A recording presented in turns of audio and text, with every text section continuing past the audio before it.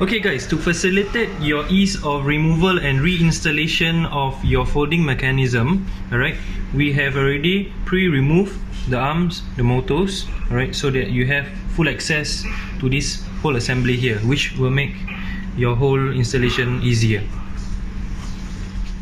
This bolt comes off.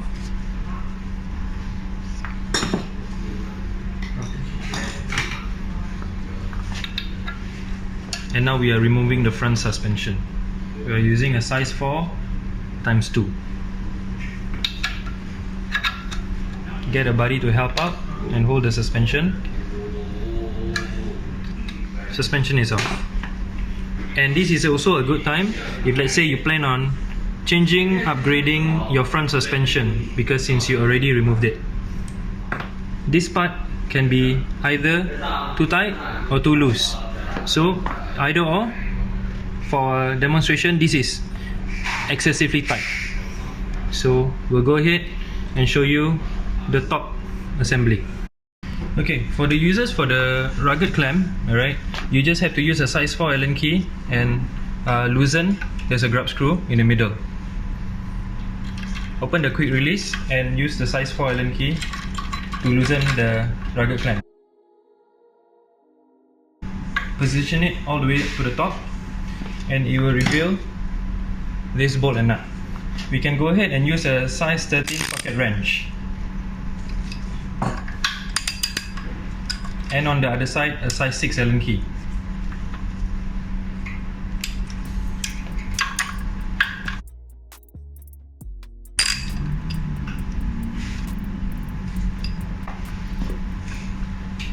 To make it easier, the whole bar will be going down so that there will be no tension on the assembly.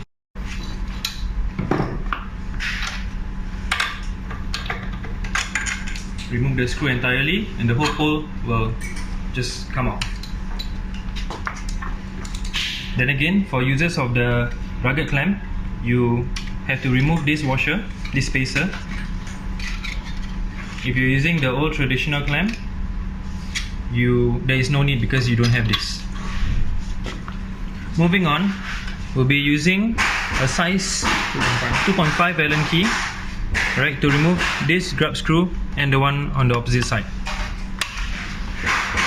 Moving on to the top assembly, you will see two M4 size screws. Alright, you will definitely need a size 3 to remove it. So firstly, you will require tools like adjustable spanner, alright, and a size 8 Allen key. The purpose of this adjustable spanner is to countertop the bottom screw and try to have a blocker in case for us we use a solid tire to assist removal.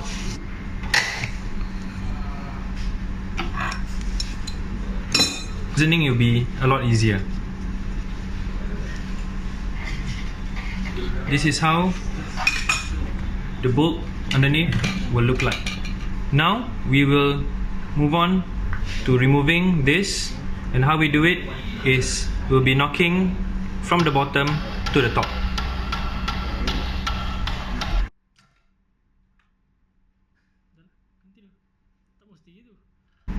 Okay, optional but highly recommended to do so. Alright, so we are going to remove all the excess epoxy using a pen knife.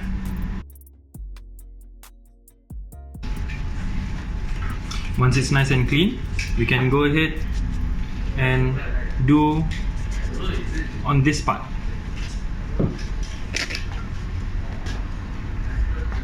Okay, so one of these ways to remove this part, alright, is to use a heat gun. Alright, the heat gun will go on and melt all the epoxies that's in between here. Alright, once the epoxies melt, you can then loosen this and remove this. Also, a fair warning, if you're using a heat gun, please do not stay on one spot too long. Move it around so that your bearing will not be broken.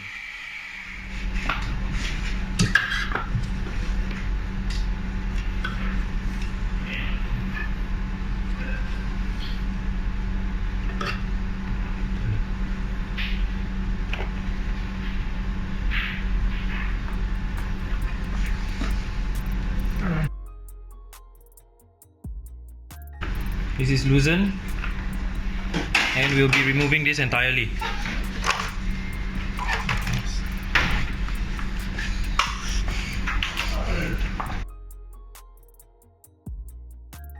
And it will reveal a few things. This assembly will show you the green color rubber gasket. On this assembly, you will see a sealed bearing, and of course on the underside of this assembly, on the underside you will also notice there's another sealed bearing which is of the same size. Okay, for the bearing extraction method, okay, we'll be using one mallet and one dot punch.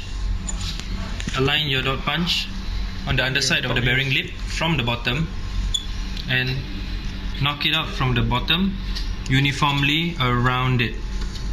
Slowly it will be removed.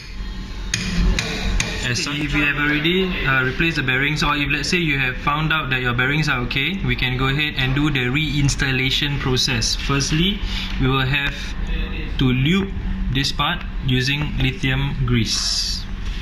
Clean it up first.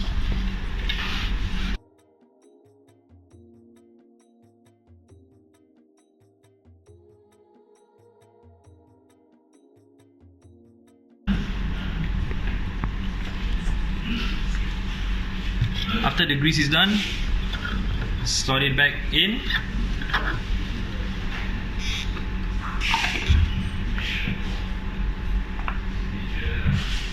And put this nut back.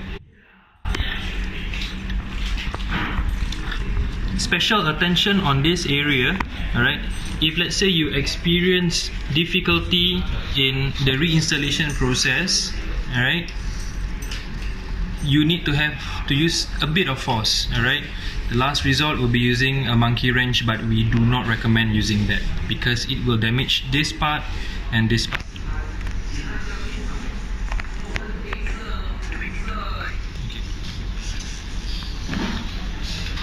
We move on to putting thread locker, and we recommend 3-bond. We do not douse the whole thread with thread lockers. Instead, we will apply it in small amounts on the grooves here, here, here, and here, and it will spread evenly when you when you turn it and tightening it.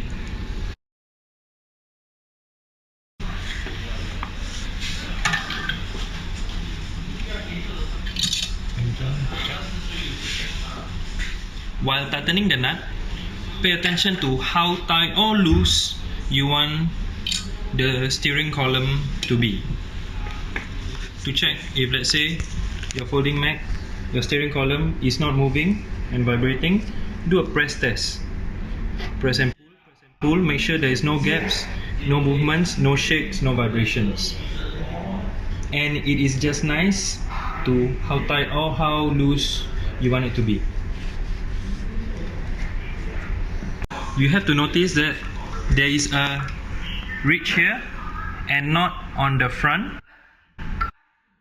Alright, so this ridge, this square indentation will be facing towards the back of your 10X. Take the two M4 screws that you have removed, put some thread locker, just a little bit of the amount, and screw it back to the top. We are now moving on to the main bolt, the M10 bolt that will go on the underside of the folding mag. Apply a generous amount of thread locker on the top side of the bolt.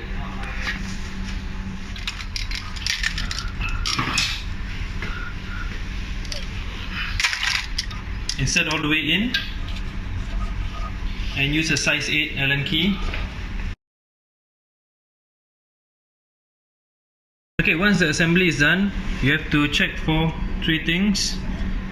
This is not slant, there's no gap on this part, and this sits straight, directly facing the front. as such. You will need to put back your spacer, and we can go ahead and put the whole assembly back together again. And this is Han signing off. Have a good day.